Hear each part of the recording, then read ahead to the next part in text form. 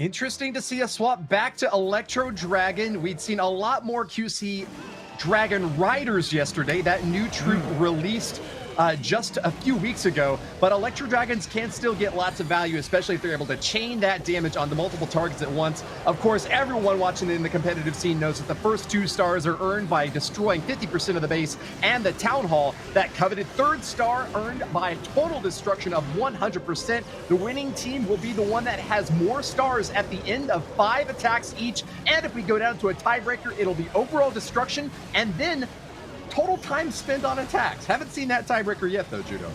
We certainly haven't. Not even 40 seconds in here, Woody, and 50% of the base down. This is how explosive the E-Dragons are. As the Battle Blimp moves through the base, a nice comfortable siege machine for the Town Hall. Remember, HT Family were the clan that introduced the E-Drags to the pro scene last year in the qualifiers. E-Drags are a very high skill cap attack to get it right and pull it off with this kind of effectiveness, Woody. Spells left over, hero abilities left over, and with over half of the time remaining, HT Family coming out swinging here with a 3-star attack.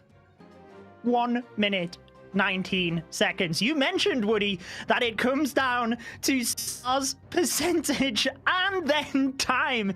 HT Family certainly looking at that as a possibility, because that is probably the fastest attack we have ever seen in a Clash of Clans World Championship matchup.